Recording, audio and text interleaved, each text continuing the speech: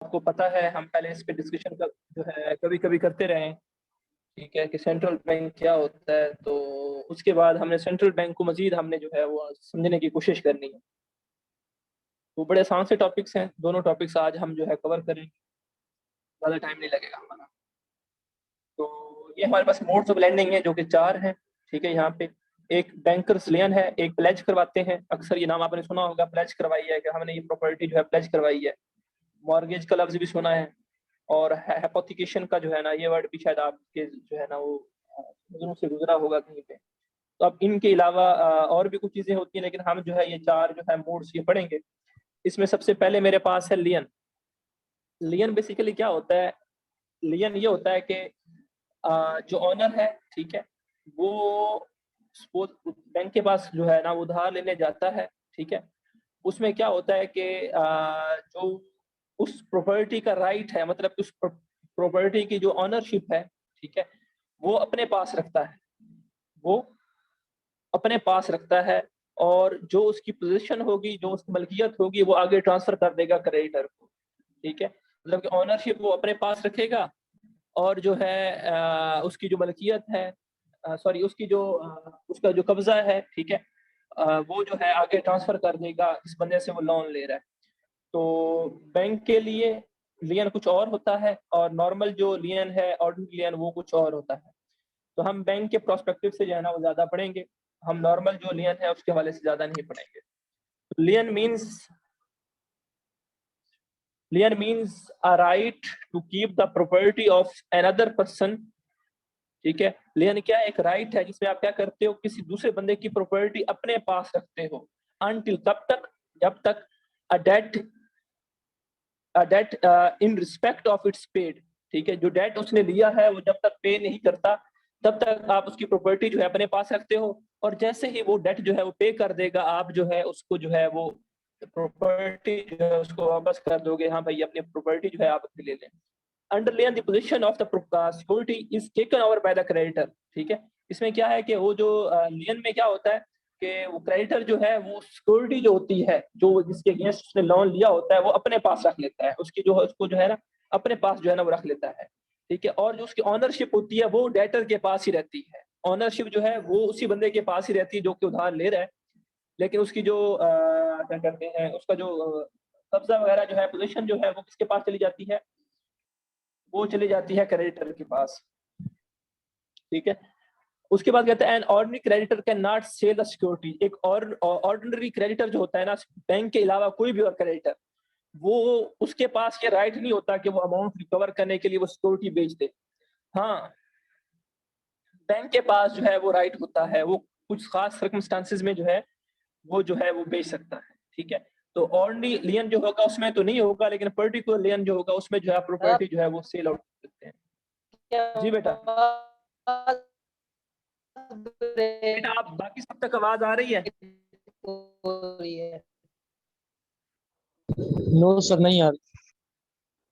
नहीं, मेरी आवाज बाकी किसी तक नहीं आ रही? सर आपकी आवाज तो आ आ रही है। रही है सर सर, आ आपकी रही आवाज है। तो आ रही है। ठीक है, वो भाई उसी भाई का मसला है मेरे ख्याल में। करेक्टरिस्टिक्स है लियन के। लियन के करेक्टरिस्टिक्स अगेन हम जो पढ़ के आए हैं, इसमें क्या होता है, प्रॉपर्टी जो है वो किसके पास रहती है? प्रॉपर्टी की जो क्या कहते हैं, राइट जो है वो डेटर के पास ही रहता है। जो उसकी ऑनरशिप है वो डेटर के पास ही रहती है। हाँ, वो जो उसकी पोजीशन होती है वो ट्रांसफर हो जाती है किसके पास? क्रेडिटर के पास। इसके अलावा जो आपके पास ऑर्डिनरी लियन है उसमें क्या होता है, ये राइट नहीं होता कि आप सिक्योरिटी को सेल आउट कर सकें। लेकिन जो बैंकर है उस लेयर में जो है ना ये राइट होता है कि आप प्रॉपर्टी जो है वो सिक्योरिटी जो है वो सेल आउट कर सकते हैं for the purpose of recovery.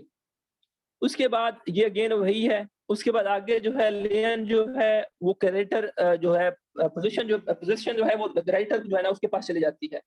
और दो तरह के लेन होते हैं, एक जनरल लेन, एक होता है पर्टिकुलर लेन, ठीक है।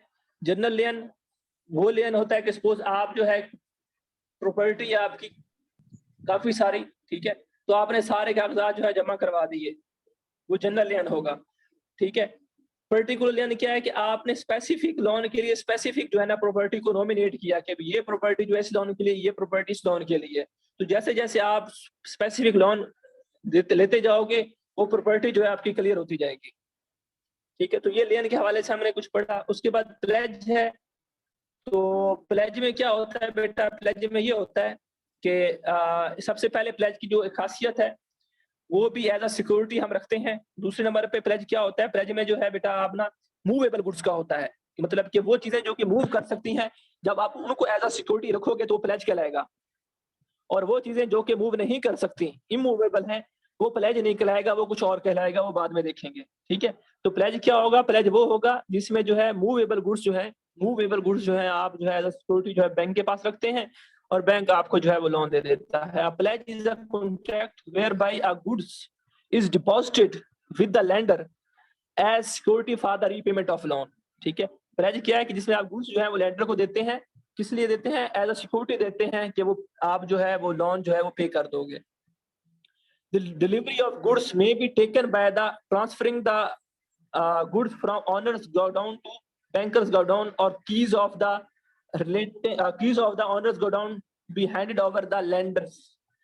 तो ये किस तरह से होता है, इसमें ये होता है या तो आप चीजें ट्रांसफर कर देते हो, जो आपका अपना गोडाउन होता है वहां से आप उठा के जो बैंकर का गोडाउन होगा उसमें जो है ना आप रख दोगे, या फिर जो है आप उसकी जो है ना कीज जो है वो हैंड ओवर कर दोगे किसके, लेंडर के, मतलब के बैंक के।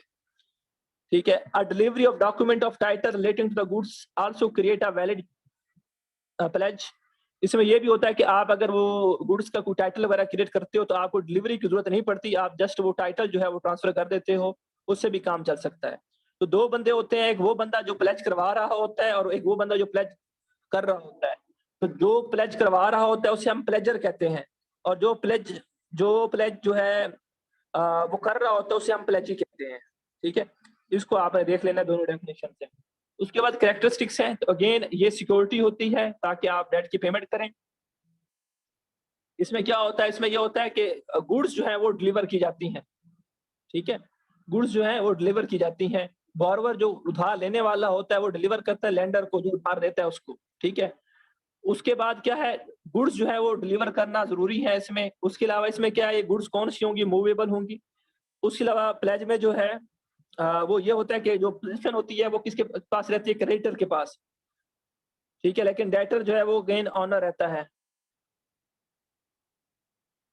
उसके बाद जो है बॉर्वर जो है वो उसके पास राइट होता है कि जब वो पैसे दे देगा तो वो चीजें जो है वापस ले लेगा। ठीक है, और अगर वो बॉर्वर जो है पैसे देने से जो पैसे दे ना सके, रीपे ना कर सके, फेल हो जाए रीपे करने में, तो उसके पास लैंडर के पास ये राइट होता है कि वो जो है एक नोटिस इशू करके, रीजनेबल नोटिस इशू करके जो है वो आगे जो है उसकी प्रॉपर्टी जो है वो सेल आउट कर सकता है, गुड्स जो है वो सेल आउट कर सकता है। ठीक है, बाकी वो कहता है डिलीवरी और गुड्स जो है एक्चुअल भी हो सकती हैं या कोई आप बना के भी चीजें दे सकते हो, या वैसे जो रॉ मटेरियल पड़ा होता है वो भी आप जो है वो रख सकते हैं। ठीक है, और फिजिकल ट्रांसफर होती है गुड्स। उसके बाद मॉर्गेज है, तो मॉर्गेज के हवाले से बेटा ये जब इमूवेबल चीजें जो है आप रखोगे एज अ सिक्योरिटी और लोन लोगे, उसे हम मॉर्गेज कहेंगे। सपोज आपके घर है तो आपने अपना घर जो है वो इमूवेबल है, एक जगह से दूसरी जगह ट्रांसफर नहीं हो सकता, वो आपने एज अ सिक्योरिटी रख दिया, उसके कागजात जो है वो आपने रख दिए। ठीक है, तो वो क्या हो जाएगा, वो मॉर्गेज बन जाएगा।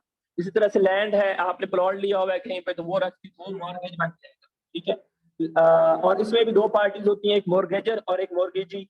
मॉर्गेजर कौन होगा, जो लोन ले रहा होगा, और मॉर्गेजी कौन होगा, जो लोन दे रहा होगा।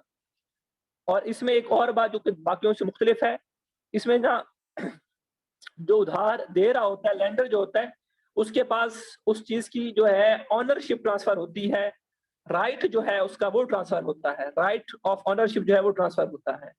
लेकिन उसकी जो पोजेशन है वो किसके पास रहती है, वो जो है वो जो कस्टमर होता है उसी के पास रहती है, डेटर के पास। ठीक है, अगेन इसमें ट्रांसफर ऑफ इंटरेस्ट होता है, लोन की रीपेमेंट होती है, उसके बाद जो है आप वापस क्लेम कर सकते हैं। स्पेसिफिक इमूवेबल प्रॉपर्टी होती है, उसके बाद return the interest of property, बाद में जब पेमेंट हो जाती है तो आप जो है प्रॉपर्टी का इंटरेस्ट जो है वो वापस कर देते हैं। उसका पोजीशन है उसमें क्या है कि वो किसके पास रहती है, बॉर्वर के पास रहती है। उसके बाद दोनों का कंपिटेंट टू कॉन्ट्रैक्ट में आना दोनों पार्टीज के लिए जरूरी है। इस पॉइंट को आप रहने दें क्योंकि आगे आपने बैंकिंग बिजनेस लॉ पढ़ना है, तो उसमें यही होता है कि आप कौन लोग कॉन्ट्रैक्ट में इंटर हो सकते हैं। तो वो लोग इंटर हो सकते हैं जिनकी उनकी कंडीशंस हैं कुछ कि वो जो है उसकी एज 18 साल से ज्यादा हो, वो ज़हनी तौर पे जो है वो ठीक हो, इस तरह के कुछ कंडीशंस हैं। तो इस पॉइंट को अभी आपको समझ नहीं आएगी। उसके बाद हाइपोथिकेशन है। हाइपोथिकेशन में क्या है?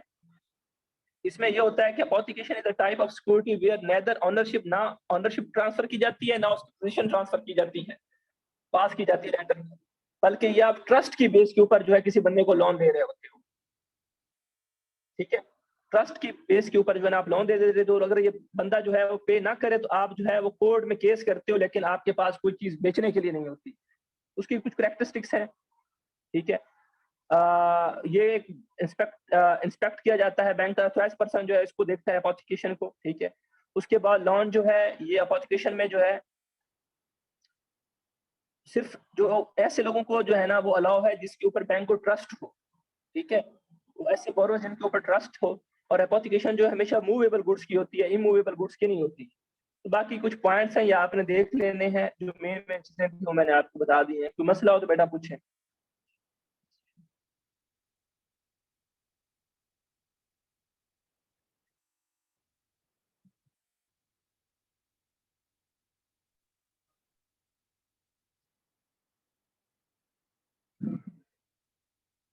ठीक है बेटा, आप जल्दी से अगली मीटिंग ज्वाइन करें, इसका टाइम जो है वो खत्म हो गया है, करीब करीब है, नहीं बल्कि हो जाए।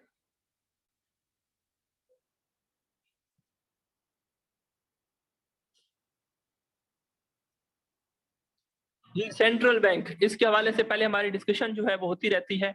एक इंडिपेंडेंट इंस्टीट्यूशन है जो कि क्या देखता है, मिलिट्री पॉलिसी इशू करता है और जिसके अपने कुछ फंक्शंस हैं उनको परफॉर्म करता है। तो सेंट्रल बैंक के क्या फंक्शन है? सेंट्रल बैंक का एक फंक्शन ये है कि उसने मोनोपोली है उसको किस चीज में, नोट इशू करने में, मोनोपोली उसको करेंसी नोट्स इशू करने में। इसके अलावा और कोई भी बैंक जो है वो करेंसी नोट इशू नहीं कर सकता सिवाय सेंट्रल बैंक के। उसके अलावा बैंकर्स टू गवर्नमेंट, ये जो है गवर्नमेंट का बैंक है।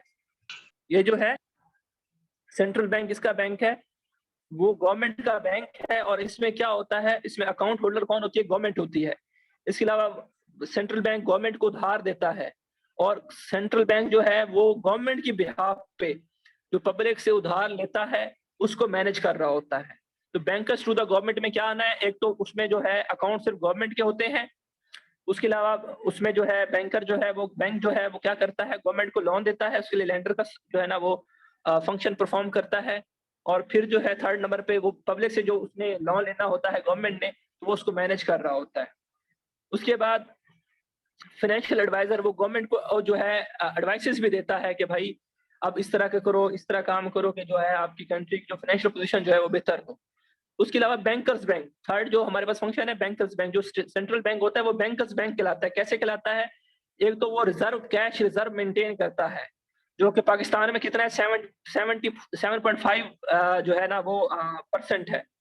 ठीक है, 7.5 जो है वो परसेंट है। आप लोगों को याद होगा जब हम क्रेडिट क्रिएशन पढ़ रहे थे तो तब मैंने बोला था कि एक रिजर्व स्टेट बैंक कहता है कि ये आपने मेंटेन करना है। फिर मैंने आपको इसके हवाले से एक पहले भी जिक्र कर रखा है कि आप लोग जब मॉनेटरी पॉलिसी पढ़ते हैं तो वहां पे भी स्टेट बैंक की इंस्ट्रक्शंस होती हैं कि ये रिजर्व मेंटेन करना है। तो वो स्टेट बैंक का रिजर्व बता रहा है कि वो कितना है, 7.5% है, कि ये रिजर्व आपने मेंटेन करना है और बाकी जो है अमाउंट आप आगे जो है वो एडवांसेस लोन्स में दे सकते हैं।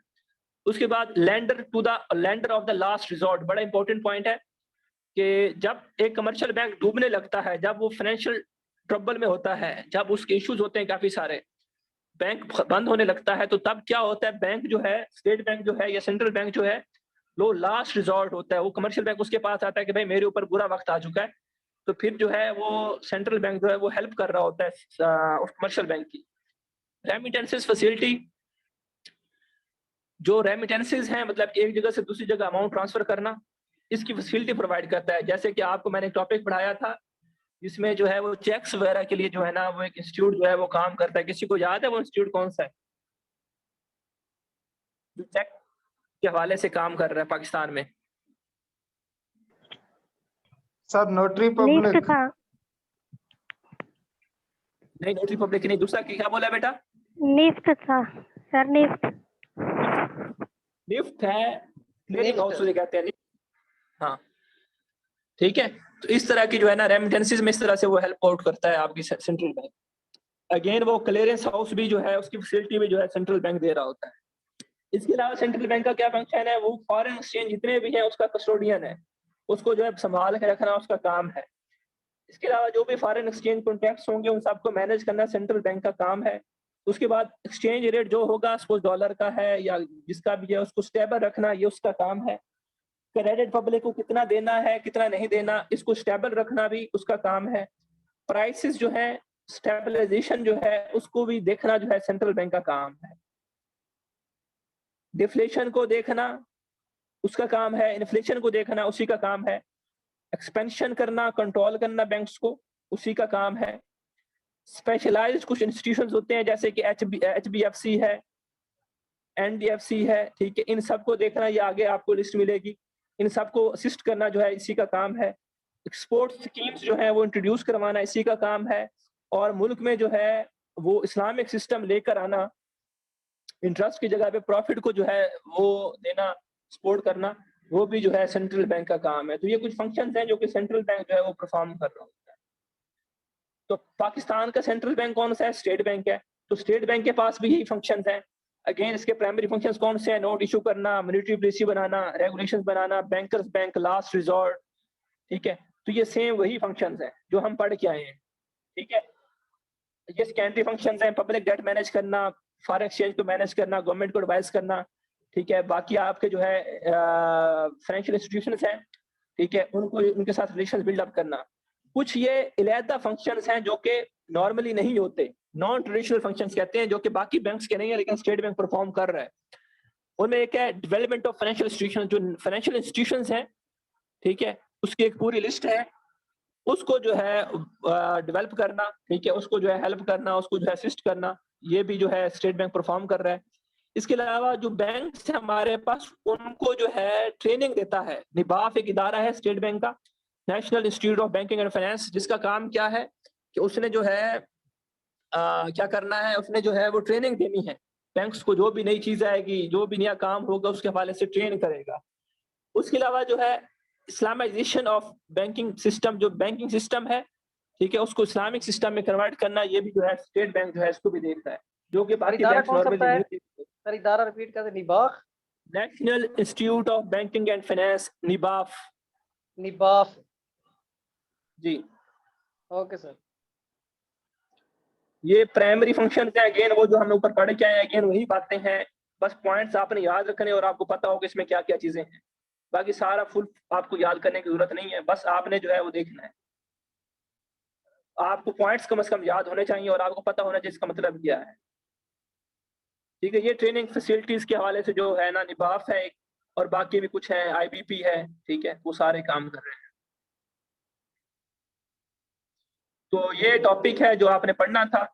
अब आपका जो है बेटा दो टॉपिक्स, मनी हमने जो है वो पढ़ा था, आपका जो है मनी का टॉपिक पढ़ा था मिड से पहले। जो बैंकिंग का टॉपिक था वो हम पढ़ चुके हैं। इसमें एक पोर्शन रहता है इस्लामिक बैंक का, वो हमने पढ़ना है। उसके बाद क्रेडिट के ऊपर हमारा एक लेक्चर होना है। तो उम्मीद है कि शायद कल दोनों लेक्चर्स हमारे जो है ना, दोनों टॉपिक्स जो है वो कवर हो जाए, सिलेबस आपका एंड कर दिया जाए। नहीं तो एक कल लेक्चर होगा और एक जो है इसके बाद होगा। और इसके अलावा आपको पता है कि आपकी जो है वो प्रेजेंटेशंस वगैरह जो हैं वो भी होने वाली हैं, ठीक है। उस हवाले से भी जो है ना आपने मेंटली